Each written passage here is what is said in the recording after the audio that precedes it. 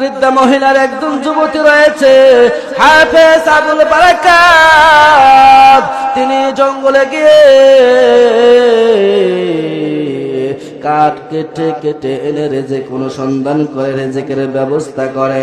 হাফেজ আবুল বারাকাত যখন একদিন ঘটনাক্রমে আসরের নামাজ পড়ে যখন ওই বৃদ্ধা মহিলার বাড়ির দিকে রওনা দেয়, লক্ষ্য করে দেখেন ওই বৃদ্ধা মহিলাও চোখের পানি ফেলে। সত্য তার যুবতী বালক যুবতী মেয়েটাও চোখের পানি ফেলে। ওই বালকটা ডাক দিয়ে বলেন, মা গো,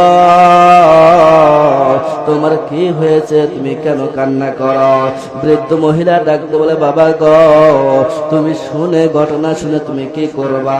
ছোট্ট বালকটা হাফেজ বালক আবুল বারাকাত ডাক দিয়ে বলে, মা গো, তুমি একটু বলো দেখি আমি কোনো উপকার করতে পারি কিনা।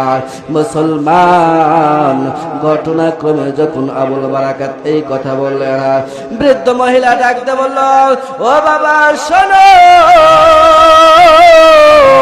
আমাদের এই আরো পৃথিবীর ভারতের এই মালদ্বীপে জাজিরাতে প্রত্যেকটা মাসের শেষের দিকে একটা করে যুবতী মেয়ে ওই সাগরে নিক্ষেপ করা হয়। সজ্জিত করে সাজিয়ে গুজিয়ে ওই সাগরে নিক্ষেপ করা হয়।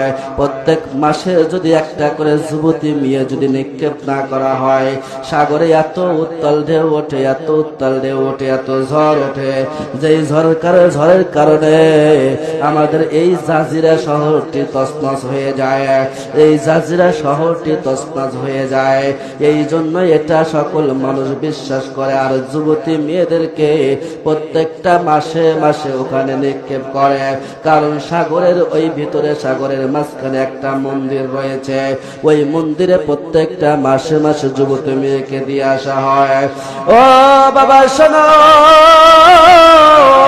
আগামীকাল আমাদের লাইনে পড়েছে আমার মেয়ের পালা। আগামীকাল আমার মেয়েকে ওখানে নিয়ে যাবে, আজকের রাত্রিতেই নিয়ে যাবে, আর ওই সাগরে নিক্ষেপ করবে। যখন সাগরে নিক্ষেপ করবে আমার মেয়ে শেষ হয়ে যাবে। আমার তো আর কেউ নাই, আমার একটি মাত্র যুবতী মেয়ে রয়েছে, আর তো আমার কেউ নাই। আমাকে কে খাওয়াইবে, কে দেখবে? ও বাবা, আমার মেয়েকে আজকে রাত্রে নিয়ে যাবে বাহিনীগুলো। লক্ষ্য করে দেখো, আমার বাড়ির আশেপাশে চতুর্দিক দিয়া সরকারি বাহিনীগুলো দাঁড়ায় আছে। যখনই সময় হবে তখনই আমার মেয়েকে নিয়ে যাবে। হাফেজ আবুল বারাকাত ডাক দিয়ে বলেন, মা গো, মা শোনো, তাহলে একটা কথা শোনো, আমার এখনো দাড়ি জ্বালাই নাই, দাড়ি ওঠে নাই, আমার মোষ ওঠে নাই, আমার গোফে পর্যন্ত ওঠে নাই। ও মা, আমার চেহারাও তো সুন্দর রয়েছে। ও মা, তুমি আজকেই তোমার মেয়ের মতো আমাকে সাজিয়ে দাও, আর তোমার মেয়ের মতো আমাকে সুন্দর করে সাজগোজ করিয়ে দাও। এবার যখন তাকে সুন্দর করে সাজগোজ করে দেওয়া হলো, সুন্দর করে সাজগোজ করে দেওয়ার পর যখন রওনা দিয়েছে, সকল বাহিনীগুলো তার মেয়েকে নিয়ে রওনা দিয়েছে। আসলে কে মেয়েকে নিয়েছে? কাকে নিয়েছে? হাফেজ আবুল বারাকাতকে মেয়ের সাথে সজ্জিত করিয়া দিয়েছেন। ঘটনাক্রমে কিতাবের ভিতরে প্রমাণ করে, ওই বালকটাকে যখন নিয়ে যাওয়া শুরু করলো, নিয়ে যাওয়ার পর বাদশার দরবার থেকে হুকুম নিল। নেওয়ার পর বাহিনীগুলো ওই সাগরের মাঝখানে ওই মন্দির যে রয়েছে ওই মন্দিরের ভিতরে রেখে আসলো। ছোট্ট বালকটা তার কোমরে একটা ধারালো ছুরি সঙ্গে নিয়েছিল। এবার ছোট্ট বালকটা যখন মন্দিরের ভিতর রেখে আসলো, ছোট্ট বালকটা মন্দিরের ভিতরে ঢোকার পর সকল বাহিনীগুলো যখন ওখান থেকে চলে আসলো, ছোট্ট হাফেজ বালকটা যেমন সুন্দর করে কোরআন তেলাওয়াত শুরু করে দিয়েছে। কোরআন তেলাওয়াত করতে করতে মাগরিবের সময় হয়ে গেছে। লিল্লাহি তাকবীর। মাসের আরতদার শফিকুল ইসলাম সাহেব ভাই 500 টাকা। নারায়ে তাকবীর। আল্লাহ তাআলা তার দানখানা কবুল করে নেক, জানে মালে বরকত দান করে দেখ, ব্যবসার ভিতরে বরকত দান করে দেখ।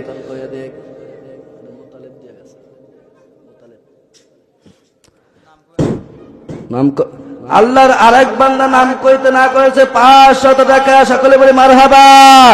আল্লাহ তাআলা কবুল করে নেন, জানে মানে বরকত দান করে দেখ, হায়াতের ভিতরে বরকত দান করে দেখ। সকলে বলে আমিন। আমি কিন্তু এই আয়াতের তরজমা এ পর্যন্ত শুরু করি নাই, তবে তার পূর্বে যেহেতু সময় ঘনিয়ে আসছে, তার পূর্বে আমি একটা হাদিস বলেছি, হাদিসটা বলে আলোচনা শুরু করব। আল্লাহর হাবিব বলেন, ক্বাল রাসূলুল্লাহ সাল্লাল্লাহু আলাইহি ওয়াসাল্লাম, মান কানা যা ওয়াজহাইনি ফিদ দুনিয়া কানা লাহু ইয়াউমুল কিয়ামাতি লিসানুম মিন নার। যে ব্যক্তি দুনিয়াতে দুই মুখ বিশিষ্ট হয়, যে ব্যক্তি দুনিয়াতে দুই মুখ বিশিষ্ট হয়, এ পালেও ধার ও পালেও ধার, বেলেটের মতো হয়, এমন দুই মুখে সাপ ওয়ালা ব্যক্তি দুনিয়াতে আছে না নাই? জোরে বলেন আছে না নাই? এমন দুই মুখে ব্যক্তিদেরকে আল্লাহ তাআলা কিয়ামত দিবসে ওই ব্যক্তিদেরকে জিহ্বা আগুনের বানায় দেবে। আগুনের জিহ্বা হবে ওই ব্যক্তিদেরকে, যারা দুই মুখে সাপ হবে। এদিকেও কথা বলবে একটু, ওইদিকে বলে গন্ডগোল পাকায় দেবে।